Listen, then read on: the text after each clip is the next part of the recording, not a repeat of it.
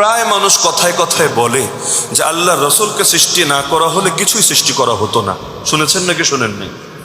কেউ কেউ এটার পক্ষে একটা আরবি হাদিসও টানে, লাউলা কালামা খালাকতুল আফলাক, হে মুহাম্মদ যদি আপনি না হতেন আমি চাঁদ সূর্য গ্রহ তারা নক্ষত্র জগতের কোনো কিছুই আমি সৃষ্টি করতাম না। মানে সবকিছু সৃষ্টি করেছি খুলিকা লিআজলিকাল আলাম, আপনার জন্যই এই মহাবিশ্ব এই সব কিছু সৃষ্টি করা হয়েছে। এটা নিয়ে আমাদের সমাজে দুই রকম বাড়াবাড়ি চলে। একদল হলো এই যে আমি আরবি বাক্যটা বললাম লাউলা কালামা খালাকতুল আফলাক, হুবহু এই বাক্যটাকে নবীর হাদিস বলে প্রচার করে। আরেক দল আছে ঠিক এর বিপরীত। কোন দল আমি নাম নাই বলে, নাম বলা বিষয় না, তারা আবার দাবি করে এটা পুরো জাল কথা, ভিত্তিহীন কথা, এর কোনো অস্তিত্বই নাই, এগুলো ভণ্ডরা বানিয়েছে, এগুলো ভ্রান্ত লোকেরা নিজেরা আবিষ্কার করেছে। একদিকে বাড়াবাড়ি আর একদিকে ছাড়াছাড়ি। তাহলে মাঝামাঝি কোনটা?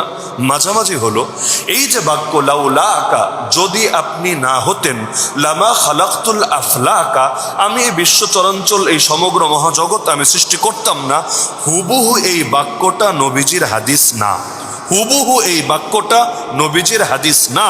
তবে কথাটা আবার ভুল না। মোল্লা আলী কারি রহমতুল্লাহ আলাইহি বলেন হুবহু এই শব্দে নবী বলেন নাই, সুতরাং এটাকে কেউ নবীর নামে চালালে সেটা হবে জাল হাদিস। তবে কথাটা ঠিক, অর্থটা ঠিক, এবং এর পক্ষে একাধিক বিশুদ্ধ বর্ণনাও আছে। তো সুতরাং কথা ঠিক হওয়ার কারণে এই কথাটাকে কেউ যদি অস্বীকার করে তাহলে সে ভুল করবে। পার্থক্য বুঝতে পারছেন? শব্দকে কেউ যদি বলে হুবহু এই শব্দই নবী বলেছেন তাহলে সে ভুল বলবে। যেমন নবী আলেমের ফজিলত বলেছেন নাকি বলেন নাই?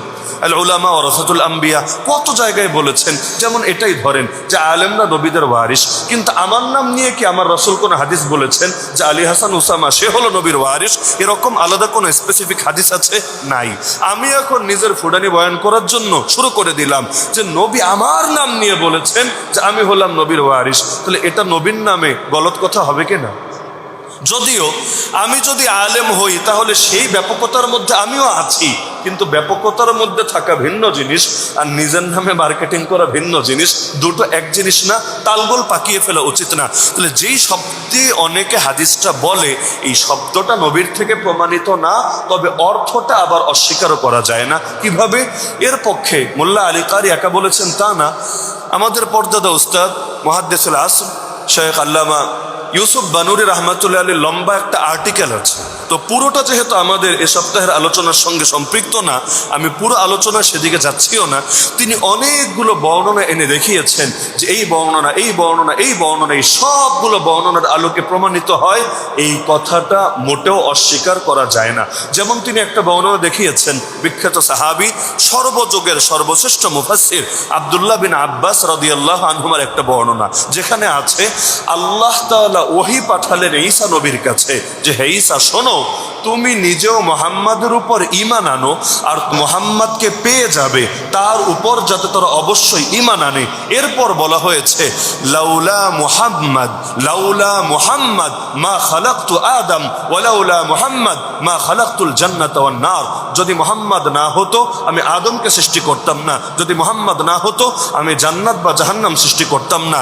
এই হাদিসটা বর্ণনা করেছেন ইমাম হাকিম নিশাপুরি রহমতুল্লাহ আলাইহি তার জগৎ বিখ্যাত কালজয়ী কিতাব আল মুস্তাদরাক আলা সহিহাইন গ্রন্থের মধ্যে।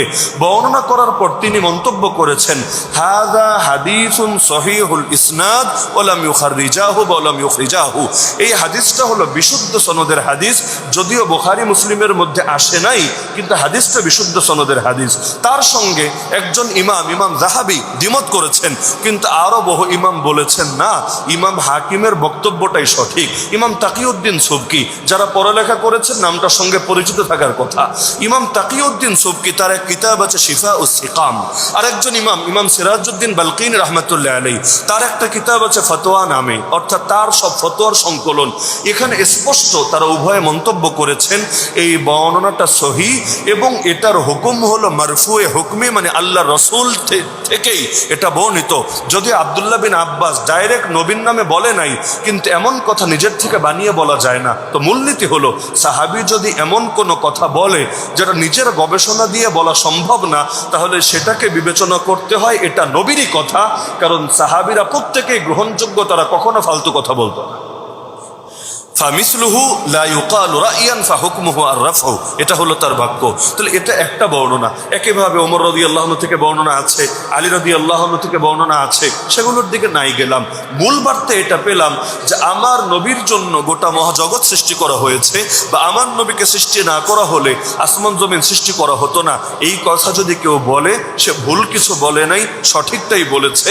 যারা অস্বীকার করে তারা একটা বর্ণনা শব্দ দেখেই খালি অস্বীকার করে, কিন্তু ইমামরা স্পষ্ট করে গিয়েছেন যে না, বর্ণনায় যেই শব্দটা সমাজের লোকেরা বলে ওই শব্দটা যদিও প্রমাণিত না, তবে শব্দ প্রমাণিত না হওয়ার মানে এটা না যে বিষয়টাও প্রমাণিত না।